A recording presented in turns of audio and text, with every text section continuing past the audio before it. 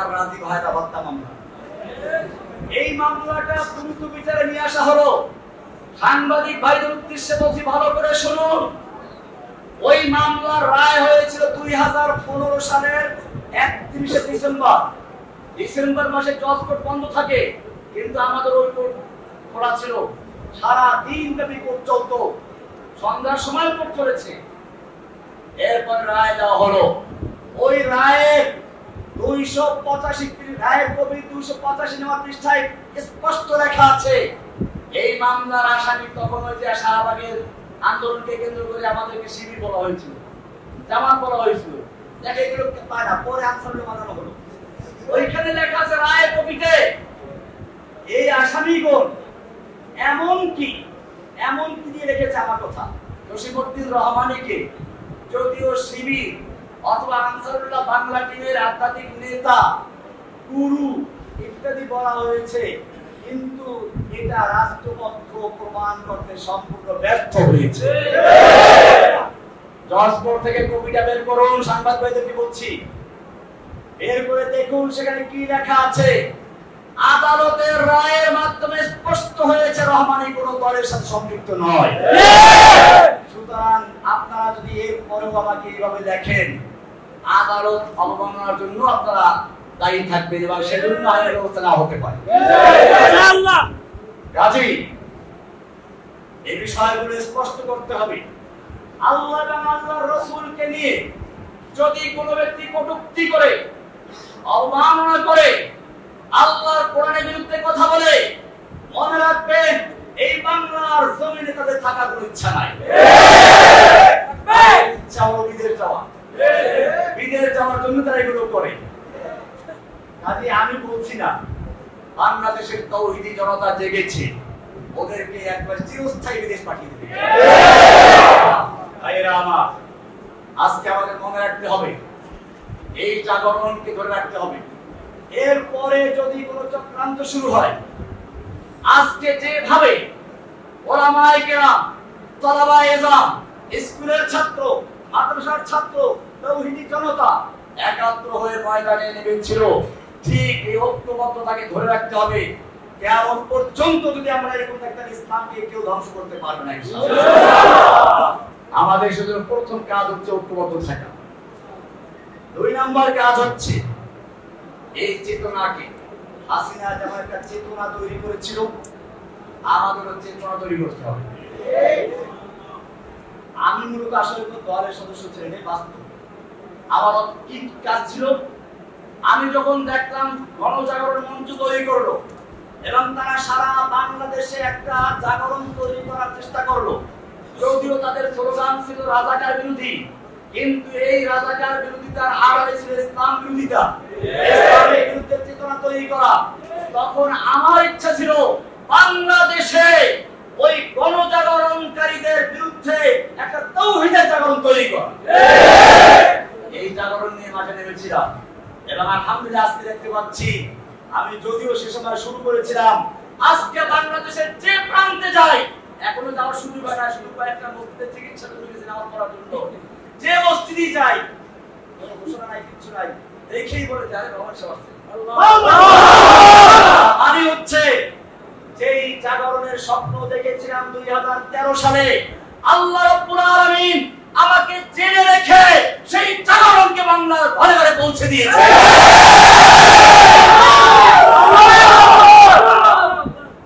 আমি বাংলাদেশের প্রতিটি জনগণকে, তাওহীদি জনতাকে বলবো, এখন আমাদের একই কাজ, अब हमारा एक ही काम इंतकाम इंतकाम।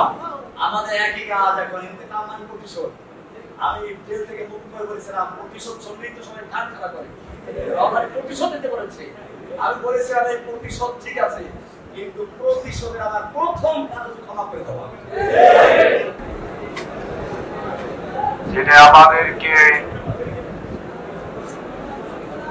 দীর্ঘদিন কারাবাস করার পরে আপনাদের মাঝে আসার তৌফিক ইনায়েত করেছেন, এজন্য বলি আলহামদুলিল্লাহ।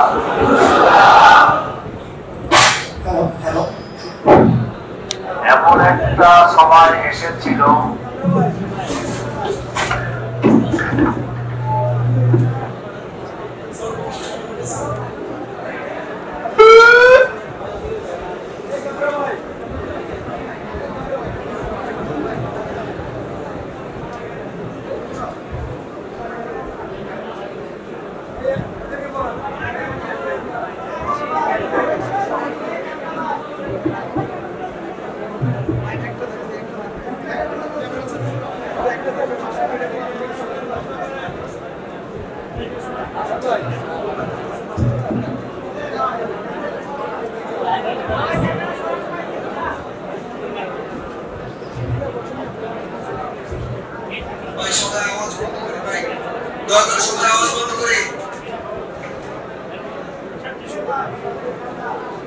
السلام عليكم ورحمة الله وبركاته. আল্লাহ সুবহানাহু ওয়া তাআলার মহান দরবারে শুকরিয়া জ্ঞাপন করছি, যিনি আমাকে দীর্ঘ 11 বছর 16 দিন পরে আপনাদের মাঝে ফিরে আসার তৌফিক ইনায়েত করেছেন, এজন্য বলি আলহামদুলিল্লাহ।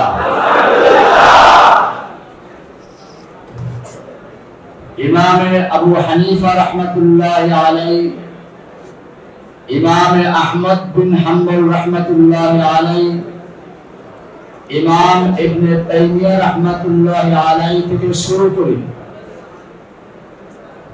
আমাদের দেওবন্দের বড় বড় আকাবের যারা ছিলেন, এরকম এ পর্যন্ত যারা এই বাংলাদেশে হকের কথা বলেন, তাদের সকলকে ইউসুফ আলাইহিস সালাতু ওয়াস সালামের সুন্নাত পালন করতে হয়েছে। আমাকে গ্রেফতার করা হয়েছিল 2013 সালের 10 আগস্ট। বিগত সরকারের প্রধানমন্ত্রী তাহাজ্জুদ আদায়কারিনী হজ ওমরা করে যিনি মাথায় পট্টি বেঁধেছেন, কোরআন তেলাওয়াত করা ছাড়া যিনি কখনোই সকালে বের হতেন না, ওলামায়ে কেরামদেরকে কারারুদ্ধ করে সব আলেমদেরকে জেলবদ্ধ করে ইসলামকে ধ্বংস করার যিনি পায়তারা করেছিলেন, যার সম্পর্কে মনে করা হতো অযনান্তুম আন্না ইয়াখরুজু ওয়াযান্নু আন্নাহুম মানি'আতুহুম হুসুনুহুম মিনাল্লাহ, আমরাও ধারণা করি নাই যে তার এত সকালে পতন হবে, আর সেও মনে করেছিল মানি'আতুহুম হুসুনুহুম হুসুনুল হুন্দুস, হুসুনুল লীগ, ছাত্রলীগের হুসুন, ভারতের হুসুন তাকে রক্ষা করবে। ফাআতাহুমুল্লাহু মিন হাইসু লাম ইয়াহতাসিব, এমন ভাবে আল্লাহ রাব্বুল আলামিন তার পতন ঘটালেন যা সে কল্পনাও করতে পারে। আমার মনে পড়েছে আব্রাহা যখন খানায়ে কাবা ভাঙতে এসেছিল, তাকে ধ্বংস করার জন্য সে যেমন সবচেয়ে বড় প্রাণী নিয়ে আসলো, আল্লাহ তাকে ধ্বংস করার জন্য সবচেয়ে ক্ষুদ্র প্রাণী পাঠান ধ্বংস করার জন্য। ঠিক আমাদের বাংলাদেশের বুকের উপরে যে জগদ্দল পাথর বসেছিল, স্বৈরাচারিণী নাস্তিক মুরতাদদের জননী, নাস্তিক মুরতাদদের জননী, ইসলামকে ধ্বংস করার পরিকল্পনাকারীদের রূপকার শেখ হাসিনা যখন এদেশে থেকে ইসলামকে চিরতরে নির্মূল করার জন্য চক্রান্ত করছিল, মুসলিমদেরকে বিভক্ত করে ফেরাউনি কায়দায় সে দেশ চালাতে চেয়েছিল। কোরআনে ফেরাউনের চরিত্র সম্পর্কে বলা হয়েছে, ইন্না ফিরাউনা আলা ফিল আরদ, ফিরাউন তার ভূখণ্ডে একক ক্ষমতা কুক্ষিগত করেছিল। ইস্তাদঈফু তাইফাতাম মিনহুম, এক দলকে সে দুর্বল করে রেখেছিল।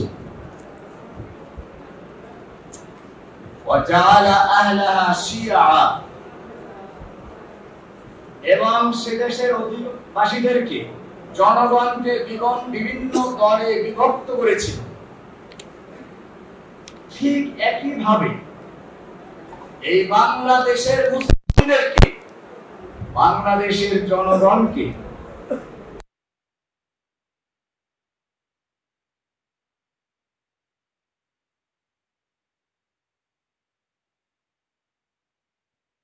বয়স বেশি তাদেরকে রাজাকার, যারা যুবক তাদেরকে জামাত শিবির অথবা জঙ্গিবাদ।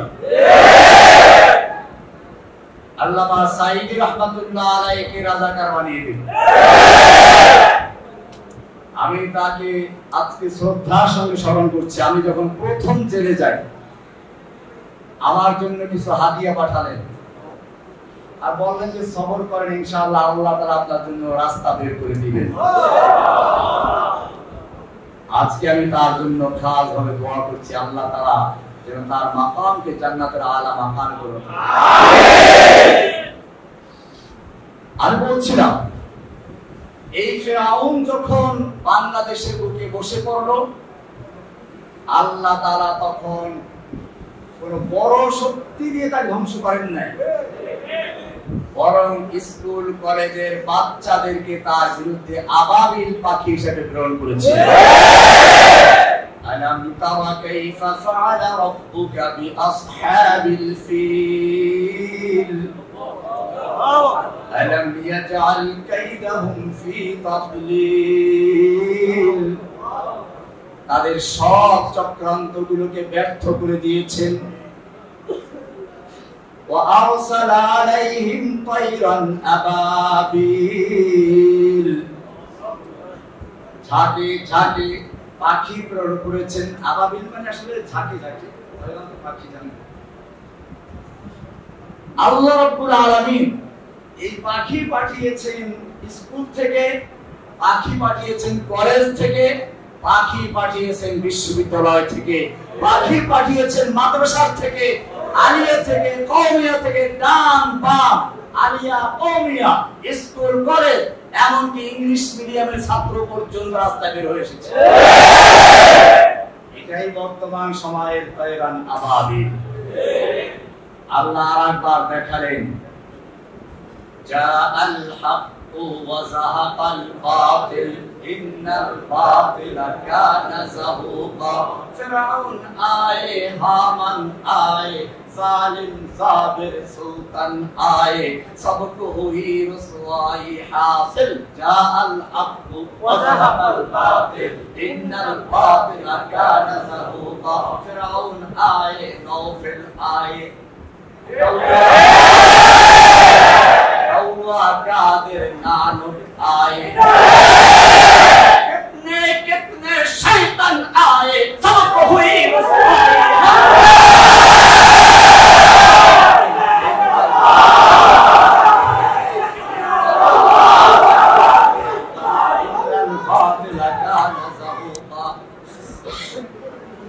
ধ্বংস করে দিয়েছে।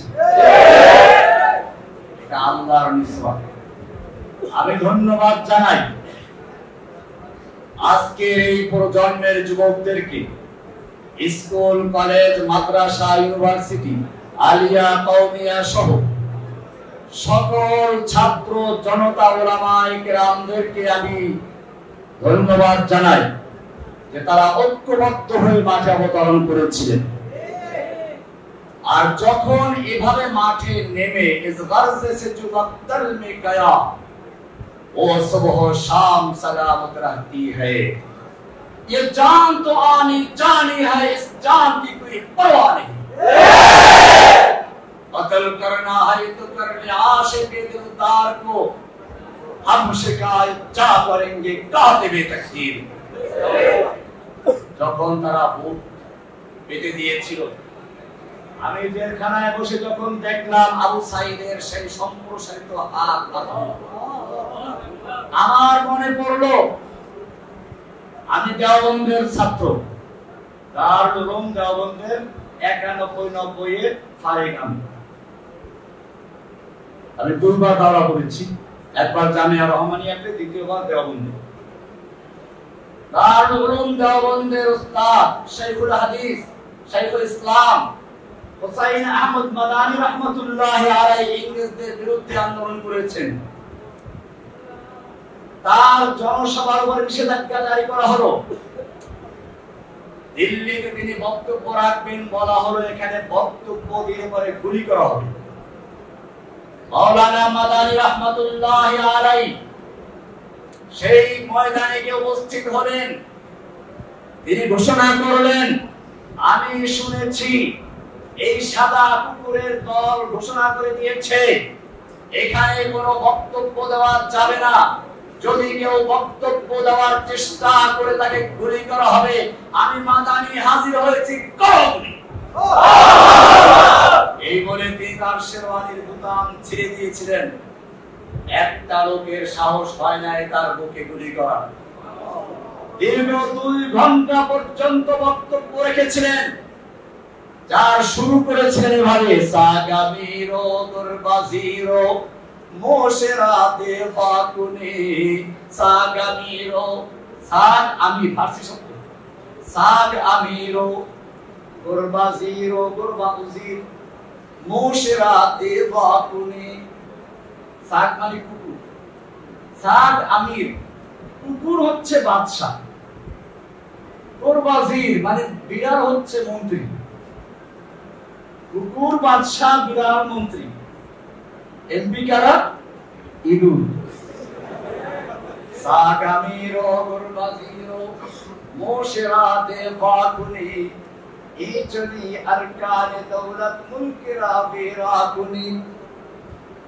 এই ধরনের যেখানে সংসদ বসে, যে সংসদের প্রধান হচ্ছে, প্রধানমন্ত্রী হচ্ছে কুকুর, মন্ত্রীগুলো হচ্ছে বিড়াল, এমপি গুলো হচ্ছে ইঁদুর, সেই সংসদ থেকে কোনো কল্যাণ আসতে পারে না, সেই সংসদ জাতি ধ্বংস করতে পারে।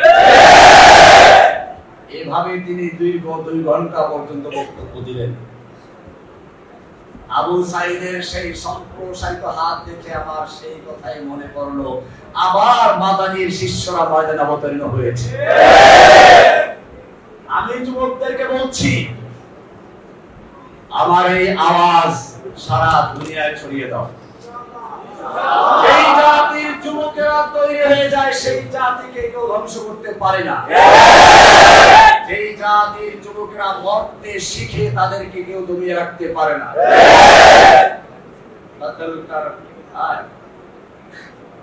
কতলে হুসাইন দর হাকিকত মুরগে यजीद है, कत्ले हुसैन दर हकीकत मुर्गे यजीद है, इस्लाम जिंदा होता है हर करबला के बाद। আবু সাইদ মরে নাই, হাসিনা মরেছে। আবু সাইদরা জীবিত রয়েছে, শহীদ হয়েছে, অমর রয়েছে, হাসিনা দেশ ত্যাগ করেছে। আমি ধন্যবাদ জানাই এই যুবকদেরকে। আল্লাহ সুবহানাহু ওয়া তাআলা যুবকদের ব্যাপারে বলেছেন, আপনারা জানেন ইব্রাহিম আলাইহিস সালাতু ওয়াস সালাম যখন তার জাতিকে তাওহীদের দাওয়াত দিলেন, কোনোভাবেই বুঝাতে পারলেন না। তিনি পরিকল্পনা করলেন এই মূর্তিগুলো ভাঙতে হবে। ঘটনা আপনারা জানেন, যখন লোকেরা মেলা থেকে ফিরে এসে দেখলো মূর্তির হাত নাই, পা নাই, কোনো ঝড় তুফান হলো না, ভূমিকম্প হলো না, বন্যা হলো না, এই মূর্তিগুলোর হাত পা ভেঙে ফেললো কে? এটা নিশ্চয়ই কোন বড় ধরনের ঘটনা ঘটেছে। নমরুদের কাছে চলে গেল, নমরুদ এসে দেখে জিজ্ঞেস করলো, এখানে কোন যুবক আছে কি যে যুবক এই মূর্তিগুলো দেখতে পারে না? তখন সকলে উত্তর দিল, ক্বালু সামি'না ফাতান ইয়াযকুরুহুম ইউকালু লাহু ইব্রাহিম। হ্যাঁ, আমরা একজন যুবক সম্পর্কে শুনেছি যে এই মূর্তিগুলোর সমালোচনা করে, যার নাম হচ্ছে ইব্রাহিম। কেন যুবকের প্রসঙ্গ আসলো? নমরুদ বুঝতে পেরেছিল এই মূর্তি ভাঙা পর্যন্ত শেষ নয়, এই মূর্তি ভাঙ্গা হচ্ছে এই সমাজকে পরিবর্তন করে মূর্তির সমাজকে ভেঙে দিয়ে তাওহীদের সমাজ গড়ার জন্য এক সুপরিকল্পিত পরিকল্পনার অংশের সূচনা হচ্ছে মূর্তি ভাঙ্গা। আর এইরকম কোন পরিকল্পনা কোন বুড়া মানুষের মাথায় ঢোকে না, ঢোকে তো যুবকের মাথায় ঢোকে। হয়েছে সামি'না ফাতান ইয়াযকুরুহুম ইউকালু লাহু ইব্রাহিম। একজন যুবক আছে যে যুবক মূর্তিগুলোর সমালোচনা করে, তার নাম হচ্ছে ইব্রাহিম। ইব্রাহিমের ইতিহাস আমরা জানি। আসহাবে কাহফ সম্পর্কে আল্লাহ বলেছেন ইন্নাহুম ফিতয়াতুন আমানু বিরাব্বিহিম। ইন্নাহুম ফিতয়াতুন, ওরা ছিল কতগুলো যুবক? ছিল যুবক ছিল। আমানু বিরাব্বিহিম, তারা তাদের রবের উপরে ঈমান এনেছিল। ওয়াজিদনাহুম হুদা, আমি তাদের হিদায়াতকে আরো বৃদ্ধি করেছি। ওয়ারাবাতনা আলা কুলুবিহিম ইয ক্বালু, যখন শাসকদের সামনে দাঁড়িয়ে তারা বক্তব্য পেশ করছিল তখন তাদের দৃঢ়তা তাদের ঈমানের শক্তি আরো বৃদ্ধি করে দিয়েছিল। এখানেও ছাত্র আন্দোলনের নেতাদেরকে যখন গ্রেফতার করে নিয়ে গেল, খাওয়া দাওয়াও করালো। আমি ভয় পেয়ে গিয়েছিলাম যে এইখানে শেষ হয়ে যায় কিনা, কিন্তু আবারও তারা প্রমাণ করলো ওয়ারাবাতনা আলা কুলুবিহিম ইয ক্বালু, যখন তারা শাসকদের সামনে দাঁড়িয়েছিল তখন আল্লাহ বলেন আমি তাদের অন্তরকে শক্ত করে দিয়েছিলাম, দৃঢ় মজবুত করে দিয়েছিলাম, যাতে করে তারা বাতিলের সামনে মাথা নত না করে। মরতে মুমিন বাতিল সে হরগিজ খৌফ খা सकता नहीं, सर कटा सकता है लेकिन सर झुका सकता नहीं। ভাইরা আমার, আমি ধন্যবাদ জানাই সেনাবাহিনীকেও, যারা বাংলাদেশের জনগণের পক্ষে, মুসলিমদের পক্ষে। আমি এই জন্য বলছি বারবার এই ছাত্রদেরকে শহীদ বলে আখ্যায়িত করছি, অনেকে প্রশ্ন থাকতে পারে যে তারা তো কোনো দিনই যুদ্ধ করেন নাই। ভাইরা আমার, বিগত সরকার জাতিকে দুইটা ভাগে বিভক্ত করেছিল। তার বক্তব্য ছিল চেতনা স্বাধীনতার পক্ষে বিপক্ষে।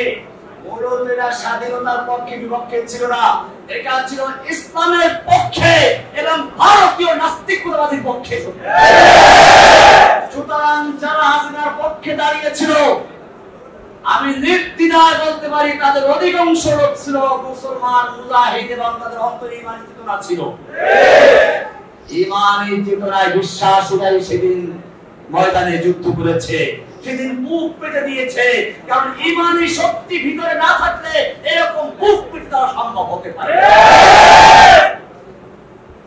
আমি অন্তর থেকে দোয়া করছি ওই ছাত্র যুবক জনতার জন্য, যারা এই জালিম শাহীকে উৎখাত করার জন্য কেউ জীবন দিয়েছে, কেউ তার চক্ষু দিয়েছে, কেউ হাত দিয়েছে, কেউ পা দিয়েছে। আল্লাহ রাব্বুল আলামিন যারা শহীদ হয়েছে তাদেরকে জান্নাতুল ফিরদাউসের মেহমান বানিয়ে দেন। যারা আহত হয়েছে তাদেরকে দ্রুত সেবা দান করুন। ভাইরা আমার, কিছু কথা ক্লিয়ার করতে হচ্ছে। আমাকে গ্রেফতার করা হয়েছিল, পরবর্তীতে আপনারা একটু আগে বসুন, মুমিনদের সম্পর্কে বলা আছে ইয়া আইয়ুহাল্লাযীনা আমানু ইযা কিলা লাকুম তাফাসসাহু ফিল মাজালিসি ফাফসাহু ইয়াফসাহিল্লাহু লাকুম। একটু মজলিসে জায়গা করুন।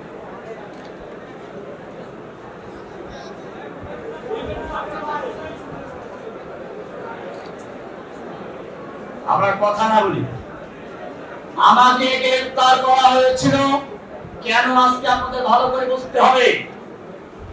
আমি কোন দলের লিডার ছিলাম না, দলের সদস্য ছিলাম না। সাংবাদিক ভাইদেরকে বলছি, আপনারা বিগত সরকারের পেটুয়া বাহিনী পুলিশের মিথ্যা বিভ্রান্তকর কথা শুনে হয়তো ভুল করেছেন। আমি আমার পিছনে আপনারা যা করেছেন আজকে এই ময়দানে ঘোষণা করছি, সব ক্ষমা করে দিলাম। এখন আপনাদের ভালো করে বুঝতে হবে, জসিমউদ্দিন রহমানী কোন জঙ্গি অথবা অন্য কোন দলের সদস্য নয়, নেতা নয়, গুরু নয়, আধ্যাত্মিক নেতাও নয়। এমনকি যেই দলের নামে তাকে বলা হচ্ছে আনসারুল্লাহ বাংলা টিমের আধ্যাত্মিক নেতা, গুরু, আবার কি অন্য কি কি যেন বলে, আনসারুল্লাহ বাংলা টিম নামে কানেও শুনে নেই। এজন্য আপনাদেরকে প্রমাণ দিচ্ছি, একজন লোক যদি কোনো দল করে আর সে যদি লিখক হয়, অবশ্যই কোনো না কোনো সূত্র ধরে ওই দলের নামটা নিয়ে আসবে।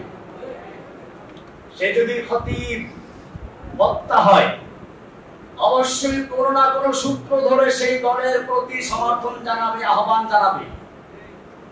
যদি সে ব্যক্তি কোনো উস্তাদ ও শিক্ষক হয়, অবশ্যই তার ছাত্রদের মাঝে সে ওই দলের নাম প্রচার করবে, আহ্বান জানাবে, সমর্থন করবে।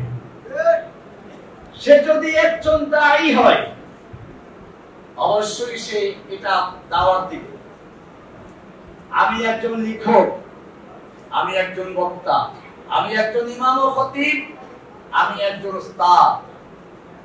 আমি আপনাদের সাংবাদিক ভাইদেরকে বলবো, কোন হাসিনার পুলিশের কথায় কান না দিয়ে আমার বইগুলো তন্ন তন্ন করে তালাশ করুন, কোন জায়গায় আনসারুল্লাহ বাংলা টিমের কোন দলের নাম আছে কিনা। আপনারা আমার বক্তব্যগুলো সারা বিশ্বের রেকর্ড ছড়ানো আছে, সব বক্তব্যগুলো শুনুন। আনসারুল্লাহ বাংলা টিম নামে কোন দলের নাম আপনারা যদি প্রমাণ করতে পারেন, আমি বক্তব্য ছেড়ে দিব। আপনারা আমার মসজিদে গিয়ে দেখুন, মাদ্রাসায় গিয়ে দেখুন, কোন ছাত্র শিক্ষককে অথবা কোন মুসল্লিকে আমি এরকম কোন দলের কথা বলেছি, আহ্বান করেছি, সমর্থন করেছি। যদি প্রমাণ করতে পারেন, তাহলে জসিমউদ্দিন রহমানীকে জেলে নয়, উন্মুক্ত জায়গায় ক্রেন এনে তার সঙ্গে ঝুলিয়ে তাকে ফাঁসি দিতে কার্যকর করবেন। আর যদি প্রমাণ করতে না পারেন, অনুরোধ করছি আজকে থেকে জসিমউদ্দিন রহমানীকে আনসারুল্লাহ বাংলা টিমের প্রধান, আধ্যাত্মিক নেতা, গুরু ইত্যাদি বলা ক্ষান্ত করবেন। আর যদি ক্ষান্ত না করেন, তাহলে বাংলার জনগণ আপনাদেরকে উচিত শিক্ষা দিয়ে যাবে।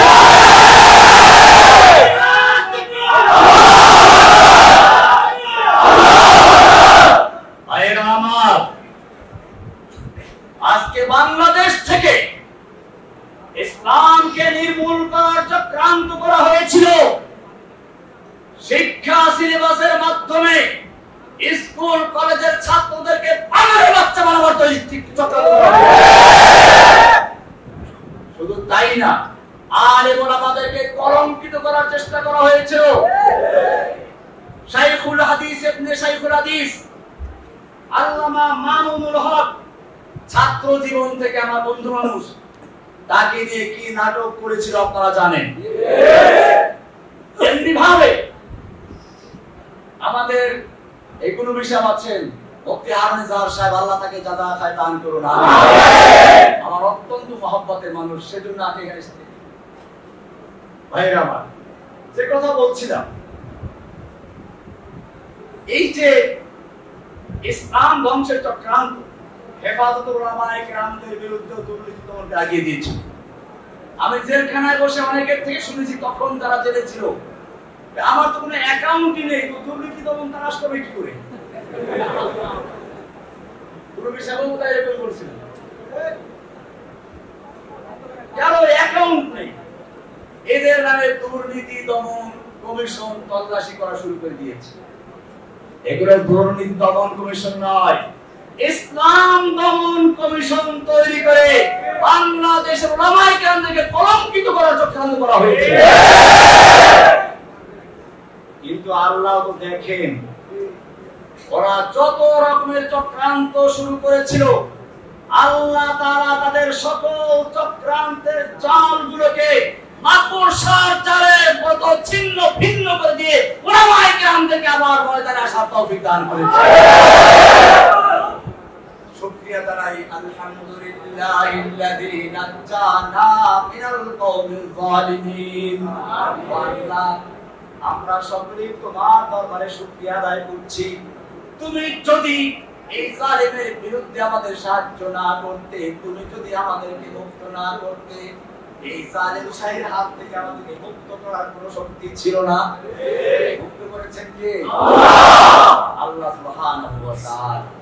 কাজে আমাদের শুকরিয়া আদায় করতে হবে, তাই না? শুকরিয়া কিভাবে আদায় করব? শুকরিয়ার প্রথম ধাপ হচ্ছে এই, আল্লাহ রাব্বুল আলামিন যখন যে নিয়ামত দান করেন, সেই নিয়ামতকে ব্যয় করার জন্য তিনি পদ্ধতিও বয়ান করে দেন। আমাদের এই যে নিয়ামত বিজয়, এটা এসেছে ঐক্যবদ্ধ থাকার কারণে। আমাদের মনে রাখতে হবে, দুশমনরা আমাদেরকে বিভক্ত করে করে পর্যন্ত অনেক আলেমদেরকে ধ্বংস করেছে, শহীদ করে দিয়েছে, অনেক আলেমদেরকে দালাল বানিয়েছে, অনেক আলেমদেরকে কারা নির্যাতন করেছে।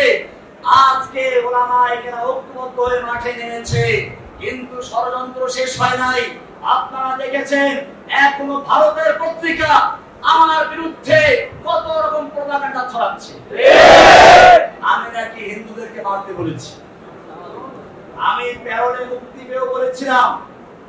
আমার বড় বোনের জানাজার জন্য আমাকে 3 ঘন্টার জন্য মুক্ত করা হয়েছিল।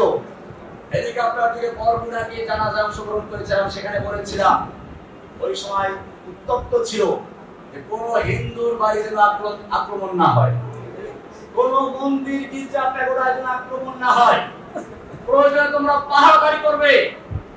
যেখানে আমার বলিষ্ঠ বক্তব্য ছিল যে কোন হিন্দুর বাড়িতে বা মন্দিরে কোন আক্রমণ না হয়, এরপরেও কিছু অন্ধ, কিছু গোমরা পথভ্রষ্ট, সত্যের থেকে যারা দূরে এবং কিছু মিডিয়া আমার বিরুদ্ধে প্রোপাগান্ডা এখনো চালাচ্ছে আমি নাকি জঙ্গিবাদী।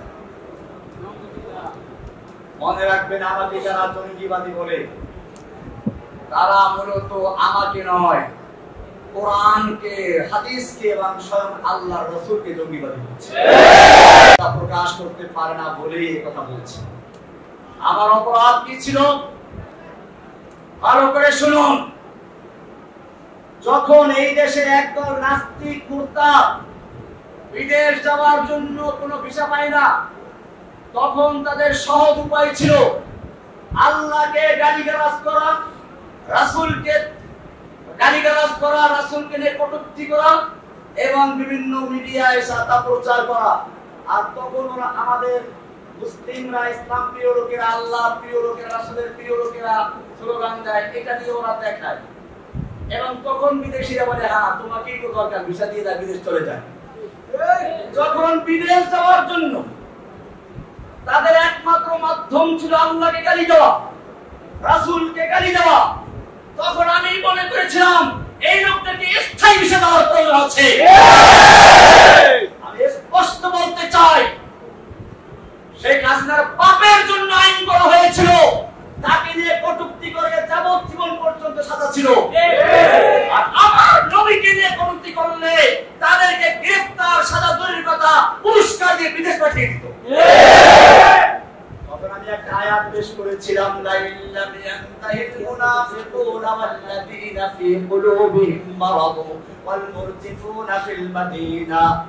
আল্লাহ বলছেন, যদি মুনাফিকরা এবং যাদের অন্তরে নিফাকের রোগ আছে তারা, ইসলাম বিদ্বেষীরা, ইসলাম বিদ্বেষের মুনাফিক আগে বলেছে, তাহলে এটা কোন রোগ? এই রোগ হচ্ছে ইসলামের বিদ্বেষের রোগ, ইসলামের বিরোধিতার রোগ।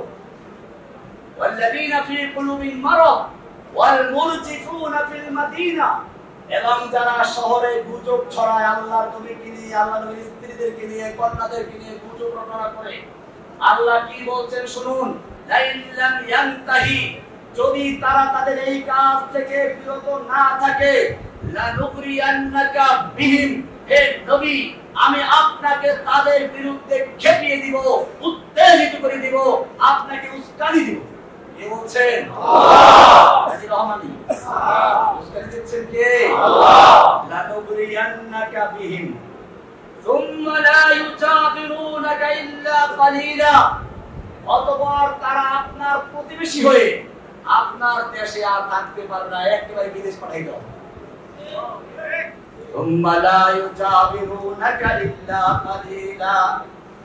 অল্প কিছু থাকতে পারবে, যে কয়েকদিন থাকবে সে কয়েকদিনও থাকবে তারা অভিশপ্ত হয়ে। এরপরে কি বলছেন শুনুন, কান খুলে শুনুন, চোখ দিয়ে দেখুন, অন্তর দিয়ে বুঝুন। সাংবাদিক ভাইদেরকে বলছি, তুমি মুসলিম হয়ে থাকো, মুসলিম ঘরের সন্তান হয়ে থাকো, কোরআন বিশ্বাস করো। কোরআনের পরে কি বলছে শুনো, রহমানি করে নাই। সূরা আহজাব 33 নম্বর সূরা 61 নম্বর আয়াত, 60 নম্বর আয়াত, 61 নম্বর আয়াত আল্লাহ বলছেন যদি তারা বিরত না থাকে, আইনামা সুকিফু, মারুন মাজহুল কাকে বলে?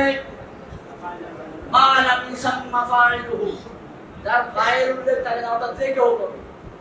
পরিষ্কার দেখুন কোরআনে আল্লাহর বর্ণনা ভঙ্গিমা দেখুন, তরজ তরিকা দেখুন। আস-সারিকু ওয়াস-সারিকাতু ফাক্তারু আইদিয়াহুমা, চোর চুরনি যদি চুরি করে তাদের হাত কেটে দাও, মারবে সিগা। কারণ এটা রাষ্ট্র করবে, কি করবে? এটা ব্যক্তিগত বিষয় না, চুরি করে আপনি হাত কাটতে পারবেন না। আবার শুনুন, আস-সানিয়াতু ওয়াস-সানি ফাজলিদু কুল্লা ওয়াহিদিন মিনহুমা, জিনাকারী আর জিনাকারী এদের প্রত্যেককে 100 দৌড়া মারো। তোমরা মারো মানে রাষ্ট্র, মারো বেশি। এই ধারায় এখানে কি হওয়া উচিত ছিল? মারো বেশি হওয়া দরকার ছিল, কিন্তু এখানে মারো পাশে না কি এসেছে? বেশি এসেছে। কি বলা হচ্ছে? আইনামা সুকিফু, ওদেরকে যেথায় পাওয়া যাবে, সংসদে পাওয়া যাক, রাস্তায় পাওয়া যাক, পত্রিকা অফিসে পাওয়া যাক, অথবা কোন নেতা নেত্রীর বাসায় পাওয়া যাক, এমনকি যদি তাদেরকে সেনাবাহিনীর ক্যাম্পেও পাওয়া যায়, আইনামা সুকিফু, ওদেরকে যেখানে পাওয়া যাবে, উখিদু, পাকড়াও করা হবে না, আখাযু উখিদু মারুফ না মাজহুল, অ্যাক্টিভ না প্যাসিভ। কেন বলা হলো? এইটা করার জন্য রাষ্ট্র লাগবে না, যে পাবে সেই কাজটা করতে পারবে। আইনামা সুকিফু, ওদেরকে যেখানে পাও তোমরা পাওয়া যাবে, উখিদু, ওদেরকে পাকড়াও করা হবে। বলে তারপরে কি করা হবে? জেলে দেওয়া হবে। কি না জেলে না ওদের জন্য? ওয়াকুতিলু তাকতিলা, ওদেরকে কেটে টুকরো টুকরো করে ফেলো। বলেছেন আল্লাহ, ওয়াকুতিলু তাকতিলা। এরপরে কি বলে শুনুন, সুন্নাতুল্লাহ, এটাই হচ্ছে আল্লাহর সুন্নাহ, এটাই হচ্ছে আল্লাহর রীতি। সুন্নাতুল্লাহিল্লাযীনা ক্বাদ খালাউ মিন ক্বাবলিকুম, তোমাদের পূর্বে যারা অতিবাহিত হয়েছে তাদের জন্য এই রীতি আল্লাহর ছিল। ওয়ালান তাজিদা লিসুন্নাতিল্লাহি তাবদীলা, কিয়ামত পর্যন্ত আল্লাহর এই রীতিতে তুমি কোনো তাবদীল পাবে না, পরিবর্তন পাবে না। 33 নম্বর সূরা 60 এবং 61 নম্বর আয়াত শুধুমাত্র রেডি করলাম। আয়াতটা কার? আল্লাহ। কোরআন কি জিনিস? আর কোরআন কালামুল্লাহ। কোরআন কি? কোরআন কোন মাখলুক নয়, আল্লাহর কালাম। সুতরাং আল্লাহ নিজে বলছেন, আমি শুধুমাত্র এই আয়াতটা রেডি করেছিলাম, তারপরও পরিষ্কার আমি কোনো দল গঠন করি নাই, আমি কাউকে মানতে বলি নাই, আমি আয়াতটা শুনিয়ে দিয়েছি। এরপরে বই লিখেছি। আমার নামে মামলা হলো বলকার রাজি ভাইরা হত্যা মামলা। এই মামলাটা দ্রুত বিচারে নিয়ে আসা হলো। সাংবাদিক ভাইদের উদ্দেশ্যে বলছি, ভালো করে শুনুন। ওই মামলার রায় হয়েছিল 2015 সালের 31শে ডিসেম্বর মাসে জজ কোর্ট বন্ধ থাকে, কিন্তু আমাদের ওই কোর্ট খোলা ছিল। সারা দিন ব্যাপী কোর্ট চলতো, সন্ধ্যার সময় কোর্ট চলেছে। এরপর রায় দেওয়া হলো। ওই রায়ের 285 রায়ের কপি 285 নম্বর পৃষ্ঠায় স্পষ্ট লেখা আছে, এই মামলার আসামি তখন ওই যে শাহবাগের আন্দোলনকে কেন্দ্র করে আমাদেরকে শিবির বলা হয়েছিল, জামাত বলা হয়েছিল। দেখে এগুলো পায় না, পরে আনসারুল্লাহ বানানো হলো। ওইখানে লেখা আছে রায় কপিতে এই আসামিগণ এমন কি দিয়ে রেখেছে আমার কথা, জসিমউদ্দিন রহমানীকে যদিও শিবির অথবা আনসারুল্লাহ বাংলা টিমের আধ্যাত্মিক নেতা, গুরু ইত্যাদি বলা হয়েছে, কিন্তু এটা রাষ্ট্রপক্ষ প্রমাণ করতে সম্পূর্ণ ব্যর্থ হয়েছে। জজবোর্ড থেকে কপিটা বের করুন, সাংবাদিক ভাইদেরকে বলছি, বের করে দেখুন সেখানে কি লেখা আছে। আদালতের রায়ের মাধ্যমে স্পষ্ট হয়েছে রহমানী কোনো দলের সাথে সম্পৃক্ত নয়। সুতরাং আপনারা যদি এর পরেও আমাকে এইভাবে দেখেন, আদালত অবমাননার জন্য আপনারা দায়ী থাকবেন এবং সেজন্য আইনের ব্যবস্থা না হতে পারে। কাজেই এই বিষয়গুলো স্পষ্ট করতে হবে। আল্লাহ এবং আল্লাহর রাসূলকে নিয়ে যদি কোনো ব্যক্তি কটূক্তি করে, অবমাননা করে, আল্লাহর কোরআনের বিরুদ্ধে কথা বলে, মনে রাখবেন এই বাংলার জমিনে তাদের থাকার কোনো ইচ্ছা নাই। ইচ্ছা হলো বিদেশ যাওয়া, বিদেশ যাওয়ার জন্য তারা এগুলো করে। কাজে আমি বলছি না বাংলাদেশের তাওহীদি জনতা জেগেছে, ওদেরকে একবার চিরস্থায়ী বিদেশ পাঠিয়ে দেবে। ভাইরা আমার, আজকে আমাদের মনে রাখতে হবে, এই জাগরণকে ধরে রাখতে হবে। এরপরে যদি কোনো চক্রান্ত শুরু হয়, আজকে যেভাবে ওলামায়ে কেরাম, তালাবায়ে ইলম, স্কুলের ছাত্র, মাদ্রাসার ছাত্র, তাওহীদি জনতা একাত্র হয়ে ময়দানে নেমেছিল, ঠিক এই ঐক্যবদ্ধতাকে ধরে রাখতে হবে। কিয়ামত পর্যন্ত যদি আমরা এরকম একটা ইসলামকে কেউ ধ্বংস করতে পারবে না ইনশাআল্লাহ। আমাদের শুধু প্রথম কাজ হচ্ছে ঐক্যবদ্ধ থাকা। 2 নম্বর কাজ হচ্ছে এই চেতনাকে, হাসিনা যেমন একটা চেতনা তৈরি করেছিল, আমাদেরও চেতনা তৈরি করতে হবে। আমি মূলত আসলে কোনো দলের সদস্য ছিলেন না, বাস্তব আমার কি কাজ ছিল, আমি যখন দেখলাম গণজাগরণ মঞ্চ তৈরি করলো এবং তারা সারা বাংলাদেশে একটা জাগরণ তৈরি করার চেষ্টা করলো, যদিও তাদের স্লোগান ছিল রাজাকার বিরোধী, কিন্তু এই রাজাকার বিরোধিতার আড়ালে ছিল ইসলাম বিরোধিতা, ইসলামের বিরুদ্ধে চেতনা তৈরি করা। তখন আমার ইচ্ছা ছিল বাংলাদেশে ওই গণজাগরণকারীদের বিরুদ্ধে একটা তাওহীদের জাগরণ তৈরি করা। এই জাগরণ নিয়ে মাঠে নেমেছিলাম এবং আলহামদুলিল্লাহ আজকে দেখতে পাচ্ছি, আমি যদিও সে সময় শুরু করেছিলাম, আজকে বাংলাদেশের যে প্রান্তে যাই, এখনো যাওয়ার সুযোগ হয় না, শুধু কয়েকটা মসজিদের চিকিৎসা করে গেছি নামাজ পড়ার জন্য, যে মসজিদে যাই কোনো ঘোষণা নাই, কিছু নাই, দেখেই বলে যায় রহমান সাহেব আছে। আমি হচ্ছে যেই জাগরণের স্বপ্ন দেখেছিলাম 2013 সালে, আল্লাহ রাব্বুল আলামিন আমাকে জেনে রেখে সেই জাগরণকে বাংলার ঘরে ঘরে পৌঁছে দিয়েছে।